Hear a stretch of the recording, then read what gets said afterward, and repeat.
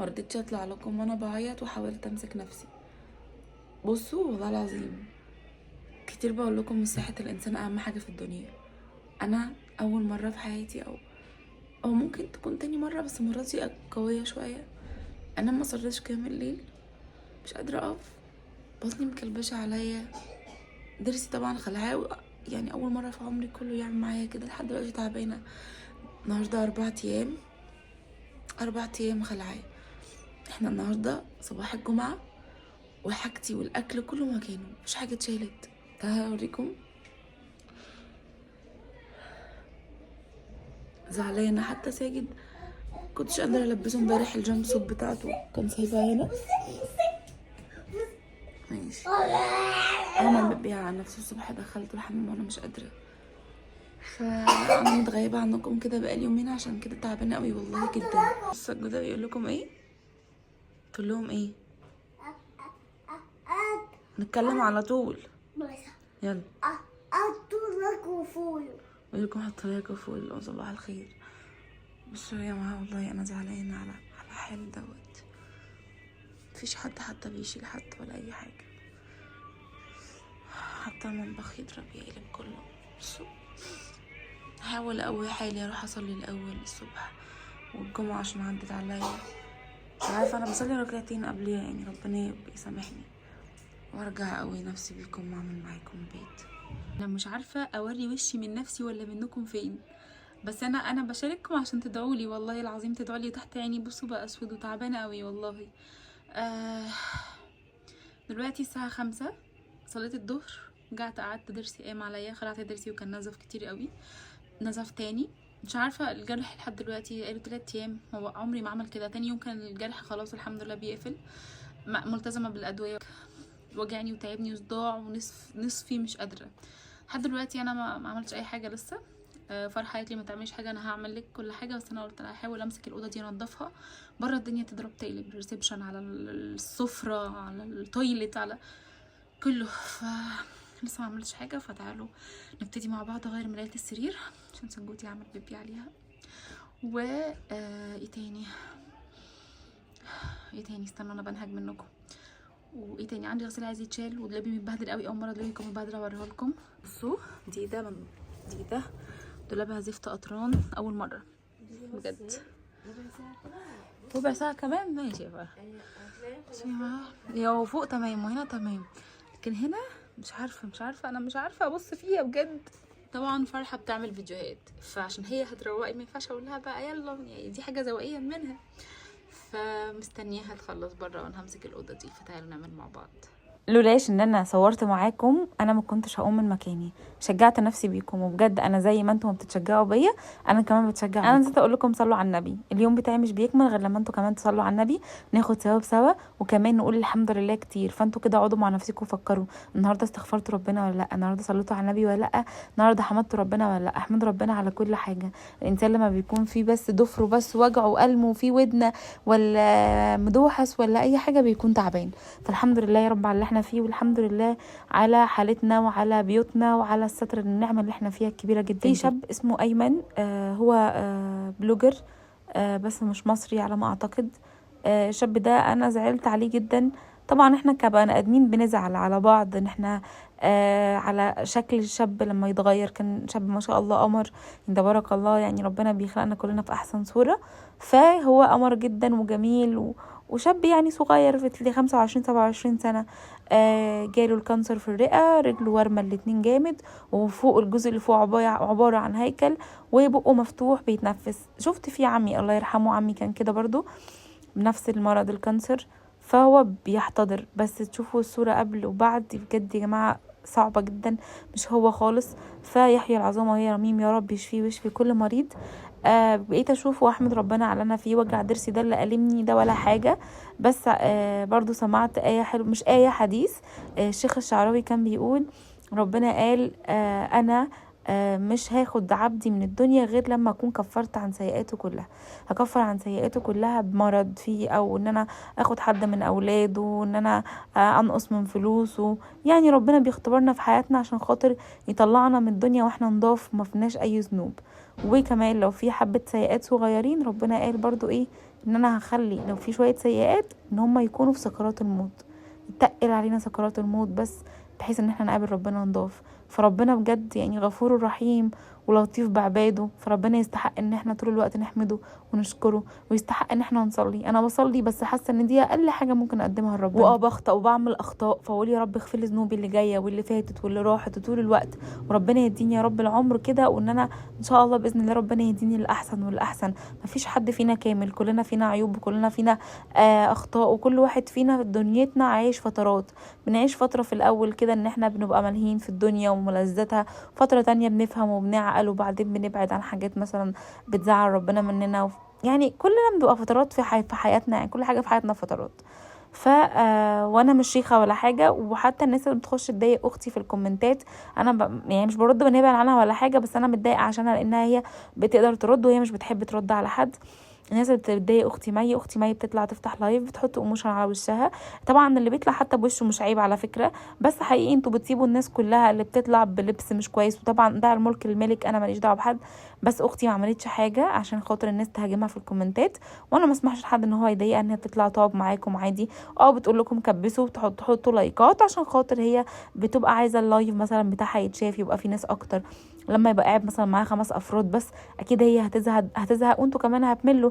فلما تعملوا انتوا شير وتعملوا لايكات كتير، هيخش ناس اكتر من متابعينها يعرفوا ان هي فاتحه، يخشوا يتكلموا معاها وتدردشوا مع بعض، وبعدين انتوا بتسالوها في حاجات بتجاوب عليكم. فبس يا ريت تدعوا الملك للمالك وكل واحد يكون في حاله، وبجد بجد خليكم في حالكم، لانكم عرفوا لما انتوا بتتدخلوا في حياه غيركم، يعني مش هقول لكم مثلا ان احنا يعني ممكن نكون عارضين جزء من حياتنا، مش حياتنا كلها، جزء صغير، فانتوا شايفين ان احنا كده عارضين حياتنا. لا، انتوا ما تعرفوش في بيوتنا ايه، ما تعرفوش احنا فينا ايه. يعني احنا لو واحد بيسعى وبس، وربنا يعني احنا بنسعى وربنا بيعمل الباقي. فمش معنى ان احنا مثلا انا ولا اختي ولا اي بلوجر تانية وقال لي اي يوتيوبر بتطلع تقدم لكم محتوى، او ان هي بتديكم روتين، او ان هي مثلا بتديكم نصيحة بتشجعكم في البيت، يبقى هي كده لا، هي كده عارضة بيتها. لا، مش ده كله البيت اللي بيحصل فيه. بيحصل اكتر من كده، بيحصل مشاكل وبيحصل حاجات كتيرة جدا محدش بيشوفها. بيحصل الظروف بتبقى ملخبطه، بيحصل ان احنا الحمد لله انا واخواتي بنرضى باقل حاجه، وبنمشي باقل حاجه، وبنعيش باقل حاجه الحمد لله. وده ستر ربنا، يعني ستر وفضل من ربنا، مش فلسفه مننا خالص ولا فلحسه ولا اي حاجه. طبعا انا مهما اتكلم واقول دعوه الملك المالك، لا، في ناس بتطلع ولسه بتتكلم ومحدش بيعجبه حاجه، فانا بس بقول ده عادي، يعني كده كده خلاص. انا الحمد لله انا اتغيرت خالص عن الاول، اتغيرت عن انا ازعل من اقل حاجه، اتغيرت عن انا ازعل من كلمه مش فيا واقول لا الكلمه دي مش فيا طب ازعل ليه. لا خلاص، ان انا الحمد لله اتعلمت وعديت مراحل كتيره جدا. بحاول ان انا اخلي اختي مي تتخطاها كمان فروحه، اقول لها لا يا جماعه خلاص كبروا دماغكم، شوفوا الاحسن، وهكذا. الانسان والفتره دي الواحد بيحتاج ان هو يكون قوي، يحتاج الشخصيه القويه، الشخصيه اللي هي بتكون ناضجه كفايه. برغم ان اللي بيحصل مع مي حاجات وحشه كتير في الكومنت وبتضايقها وبتزعلها، وارجع اقول لها عاملي كل واحد بمعاملته، العين بالعين والسن بالسن والبادي اظلم. تقولي لا انا مش بعرف ارد كده، فاقول لها خلاص اعملي بلوك، تقولي برضو لا. فبالتالي كلنا مش زي بعض، بس الواحد بيبقى دي شخصيته في الاول. انا كنت كده زي مي في الاول، واحده الواحد بيتغير بسبب نفوس الناس وعمايلهم، واحده الانسان قلبه بيجمد ويضطر ان هو يرد بنفس الطريقه اللي قدامه كلمه بيها، لان مفيش حد احسن من حد. لما انت تخشي تكتبي كومنت وحش جدا بحيث ان انت شفتي مثلا حاجه مش عاجباكي او خدتيها على فهمك وانا هسكت لك، لا خالص. دلوقتي انا بشارككم روتين اليوم بتاعي وانا تعبانه جدا وبتألم، والحمد لله يا رب على انا فيه. الحمد لله كل ألم صغير كده ربنا يجعله في ميزان حسناتي. وفي نفس الوقت لما بشارككم عشان عارفه ان في بنات تانية بتتشجع، في بنات تانية بكون مبسوطه لما يخشوا يقولوا لي يا ديده انا بتفرج على الفيديو بتاعك وبشوف اللي بتعمليه بعمل بالظبط زيك. طبعا كلامي على حق الأذان بيدن المغرب. الله اكبر الله اكبر يا قوي يا عزيز يا رب. هردد الاذان واسمعه وارجع. الحمد لله الاذان خلص، ودعيت لكم كلكم ودعيت لكل المسلمين، ويا رب يشفي مرضى السرطان، يا رب يشفي كل مريض يا رب. دعيت للناس كتير جدا، ويا رب يرضيكم ببيبي. كل عايز بيبي ادعوا كتير يا جماعه، ربنا ادعوني فاستجب لكم واسمع لكم يا جماعه. ربنا دايما مستنينا ندعي له، فادعوا كتير كتير كتير. عايزه اقول لكم كمان، انا نسيت اقول لكم زي كل مره واشجعكم، كل اللي بيتفرج على الفيديو بتاعي بيني وبينكم امانتين. اول امانه لو وراكم صلاه حالا وقفوا الفيديو قوموا صلوا، والامانه الثانيه ما تطلعوش من الفيديو غير لما تصلوا على النبي وتعملوا لي لايك وتعملوا اعملوا شير للفيديو، ولما تحبوني اعملوا سبسكرايب او اعملوا فولو من على الفيسبوك. عايزه بقى اوضح لكم حاجه، لما انا بتكلم على الحضانه واقول ان هي مش احسن حاجه في التعليم، في واحده بقى تبع الحضانه اصلا، مدرسه تبع الحضانه، كتبت لي كومنت انا مش هذكره، يعني هو مش لطيف خالص، مش هقول كمان اسمها.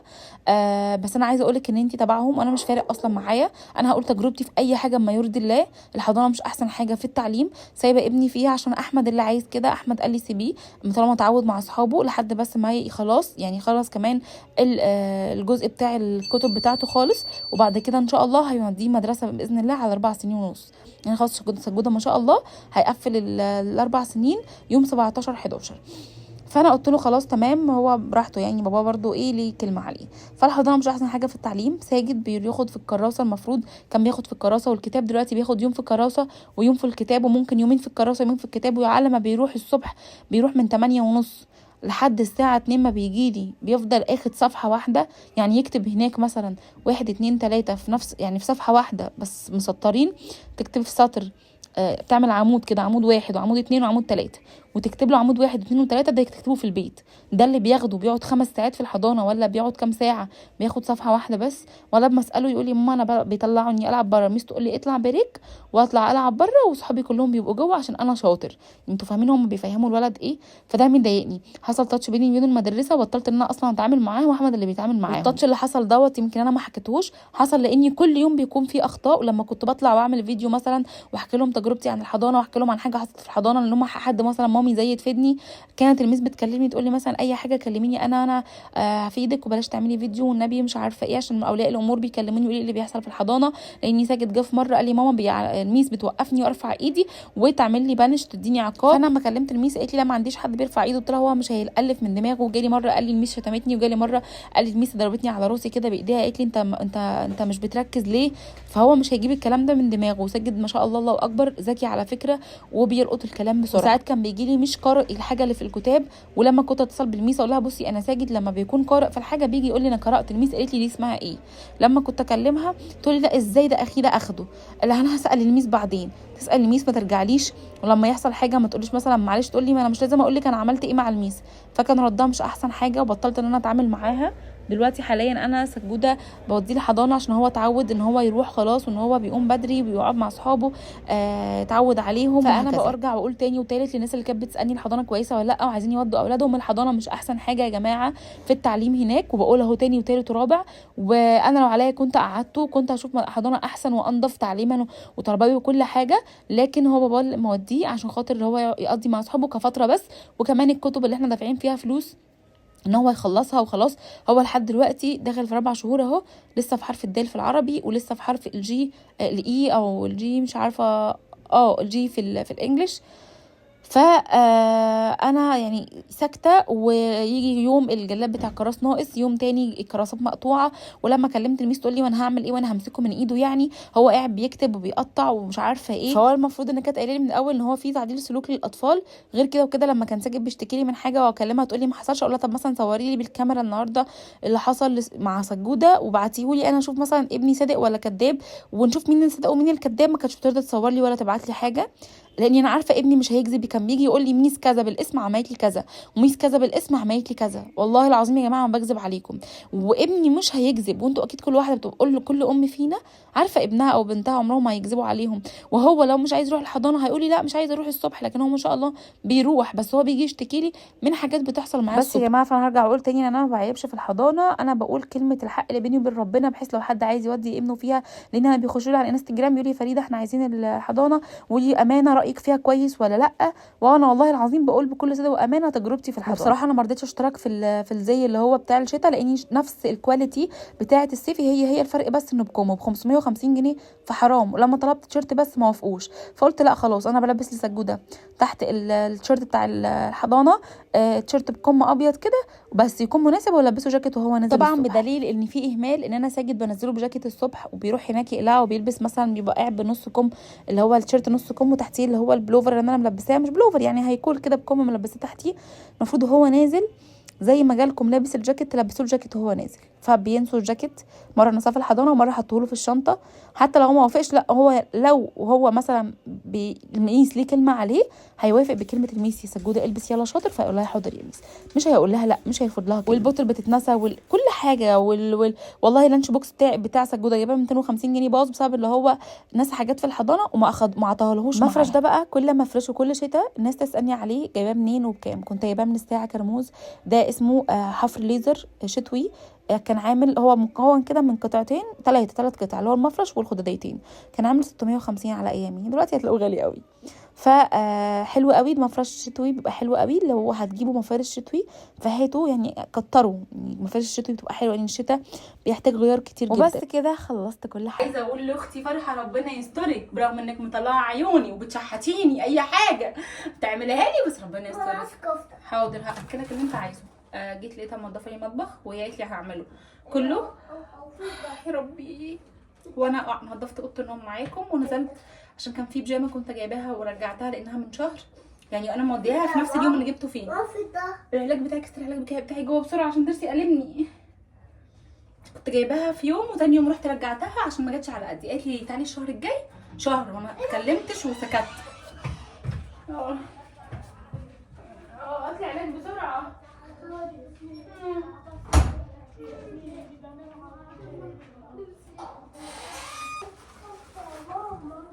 حماده عايز ايه؟ كفته عايز ياكل. حاضر يلا.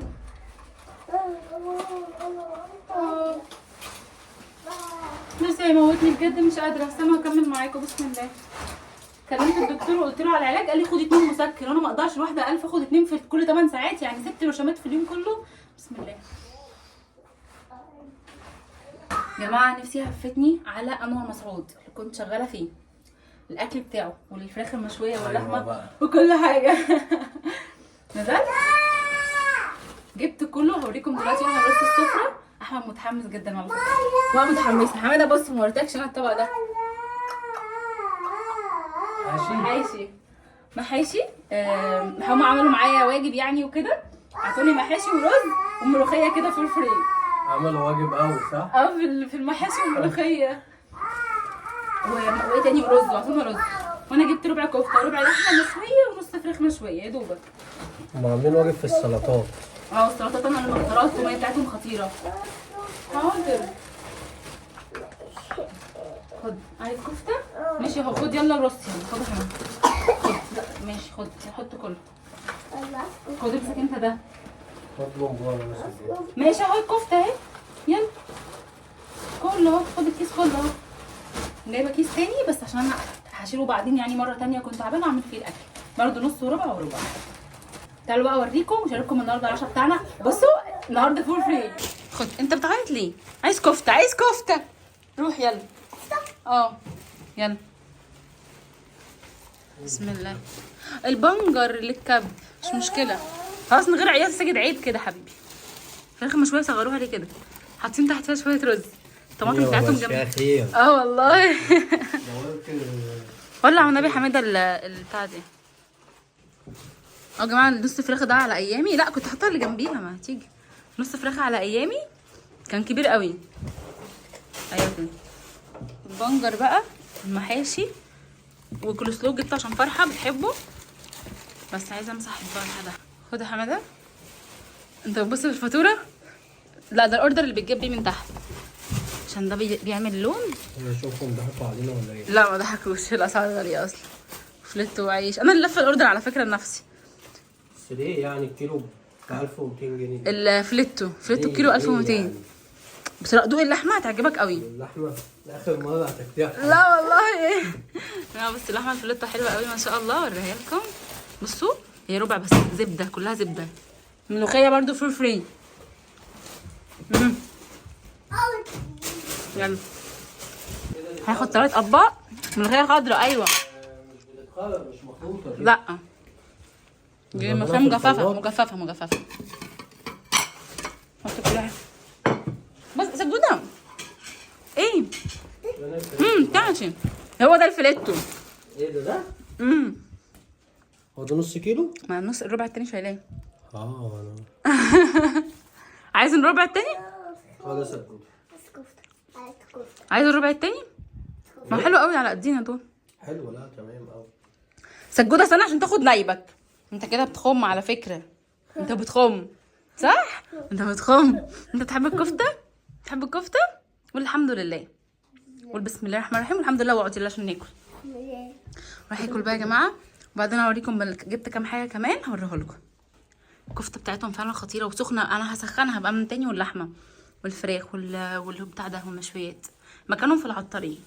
في العطارين اسمه انور مسعود، هو معروف. انا عايزه اعرف هو انا بنساكم على طول ليه؟ كنت رايحه انام عملت كيك حلوه قوي. بصوا استنى هوريها لكم. هحط لكم الطريقه دلوقتي تشوفوها عشان انا كنت عاملاها على التيك توك. هحاول اظبطها لكم. بصوا من جوه، بصوا هشه ازاي وجميله. على فكره انا شطوره يعني، انا عملتها بس بصراحه دي طريقه هبه ابو الخير. خدت الطريقه منها دي بالزبده لاني بحب الكيك يكون فيها زبده، مش بحب يكون فيها طعم الزيت او يكون زيت نضيف عشان ما يبانش. جبت بقى ايه من عند حرم بيت، جبت فطير، جبت عسل، ما كنت برجع الحاجه اللي انا جبتها، جبت كسكسي عشان بموت فيه، وفطير بقى سكر. المكان اللي جبت منه الفطير بالظبط عند فطاطري البحراوي. بصوا الفطيره جميله ب 20 جنيه وكبيره ازاي ما شاء الله. ريحتها حلوه قوي بصراحه وطريه وجميله. في بقى فطير هنا بيتعمل في العجمي بيبقى مش طري وبينشف بسرعه بيبقى مش حلو. المهم ان انا خلصت الحمد لله، اكلت شلت الاكل، ما كانش فيه مواعين يعني، فاروح كده غسله المواعين وبتذلني لما بتعملي حاجه عشان غسلها لي وتقولي انت سبتي سايبه خلاط سبتيه. فيا جماعه اروح اصلي قيام الليل واروح انام اني حاسه ان انا ما نمتش بقالي كتير وهموت وانام تاني. وبحبكم كتير وانا شاركتكم اليوم، مبسوطه ان انا شاركتكم اليوم. يا رب انتوا كمان تكونوا مبسوطين ان شاركتوني. ولو وصلتوا الفيديو هنا ما تنسوش تصلوا على النبي. ربنا يرضيكم بكل الحلو والخير اللي في الدنيا ويديكم كل الخير. ما تنسوش تصلوا على النبي. حبيتوني اعملوا سبسكرايب او اعملوا فولو من على الفيسبوك. انا اللي بيني وبينكم ما تطلعش من الفيديو غير ما تعملوا لايك. باي.